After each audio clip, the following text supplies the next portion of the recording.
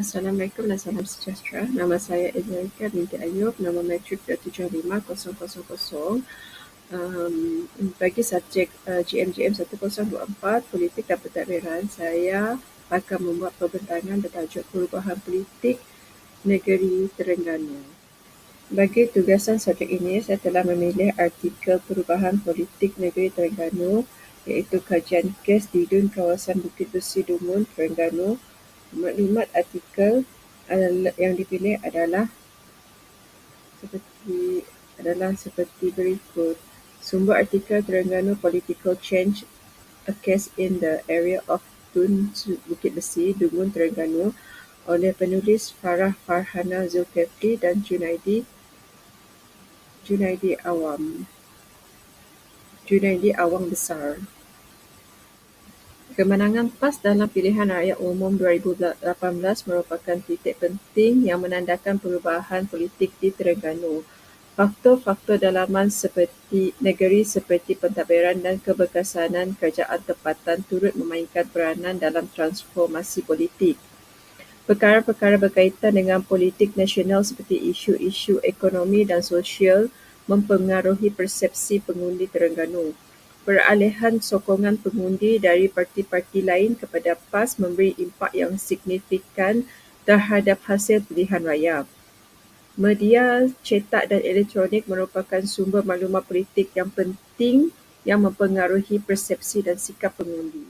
Analisis menyelidik kemerosotan dan sebab-sebab di sebalik prestasi yang menurun Pakatan Pemerintah dalam pilihan raya umum Malaysia, di mana peningkatan populariti dan sokongan kepada parti pembangkang diperincikan termasuk faktor-faktor yang menyumbang kepada fenomena ini.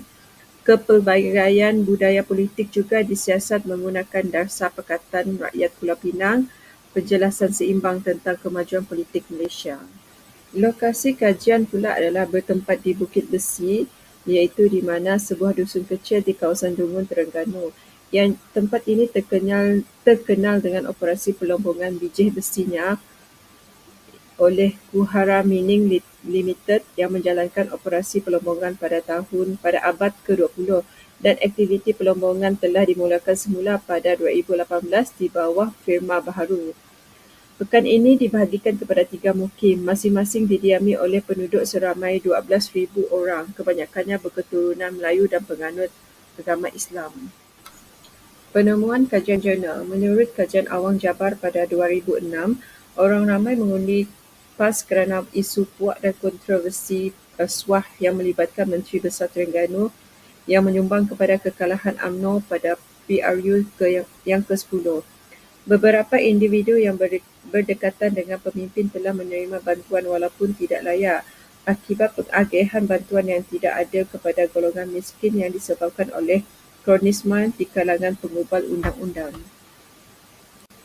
Media sosial memainkan peranan penting dalam peralihan daripada BN ke PAS, dengan 44% responden bersetuju tentang kepentingan platform seperti Facebook, Twitter dan YouTube.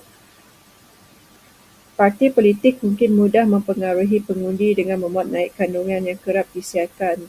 Kandungan atau frasa yang menarik akan meningkatkan keseronokan dan memberi kesan kepada pilihan pengguna media sosial. Menurut kajian, 40% responden bersetuju dengan saya mahu menukar kerajaan. Ini menunjukkan bahawa rakyat memahami kuasa dan hak mereka untuk memilih kerajaan yang mendengar kebimbangan mereka dan memenuhi tuntutan mereka. Sejak pilihan raya umum sebelum ini, hampir semua orang di semua peringkat mahukan perubahan, terutamanya penambahbaikan sistem dalam pengurusan dan pentadbiran. Ini kerana UMNO dan Barisan Nasional telah menguasai hampir 50 tahun. Penilaian terhadap jurnal. Analisis politik Terengganu menunjukkan bahawa banyak faktor mempengaruhi sokongan politik penduduk. Masyarakat Melayu Islam menyokong PAS kerana idea perjuangan Islam mereka. Kerana tsunami hijau menunjukkan agama dan bangsa semakin penting di negeri itu. Di Terengganu, PAS telah memenuhi sebahagian besar janji platformnya, meningkatkan keyakinan dan sokongan pengundi. Kekecewaan terhadap pentadbiran terdahulu, terutamanya mengenai isu etnik dan rasuah, juga telah mendorong sokongan politik kepada PAS, perspektif dan sokongan politik Terengganu juga telah dibentuk oleh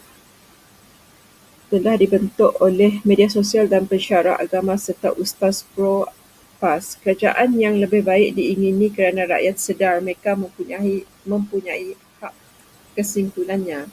Politik adalah sukar untuk diselidiki kerana tingkah laku pengundi adalah dinamik dan mungkin berubah tanpa diduga.